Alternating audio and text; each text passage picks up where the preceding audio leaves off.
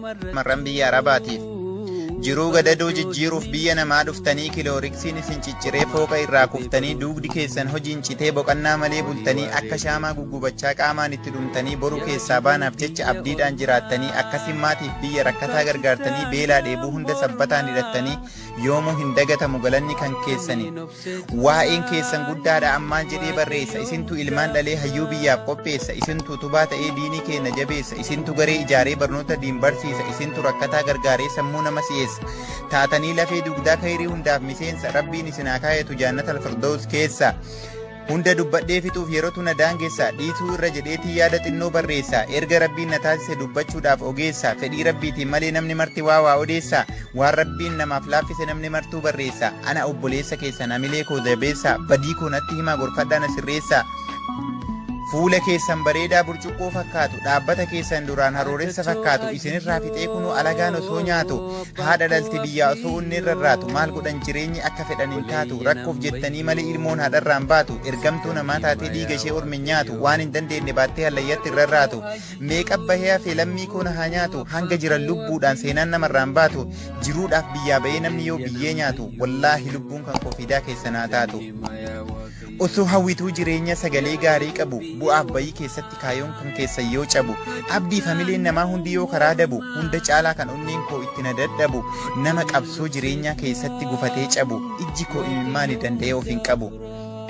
wanti jedhu gabaabsee rabbii koo na dhageessa bakkaa fi akka hin qabnu nuti ilmaan hiyyeessaa nutti hin jabeessin gooftaa amrii harka kee keessa du'aa fi jireenya illee biyyuma keenya keessa nuuf taasisi yaa rabbi kanan sitti odeessa akka nu hin ajjeefne du'a awlaa diigessaa akkuma seeneen kanafu boolla qotamte keessa yaa rabbi hanga yoomee dhibee kana nurra keessa rahamata keetii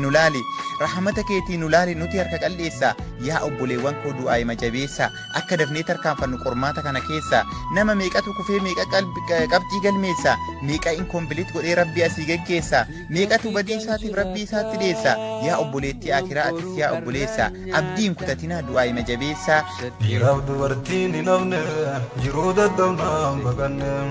callee jettee faffacaate taanee adda faffacaane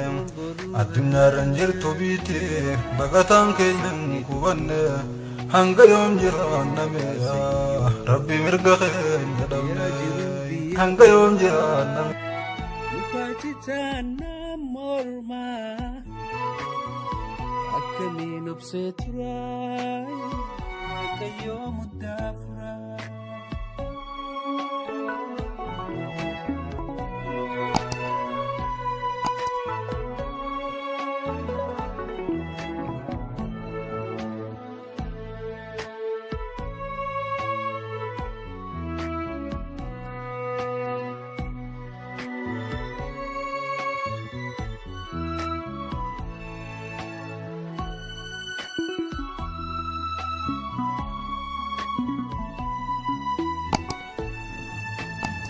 sun hunda dhiisee bahee halkan guyyaa dahee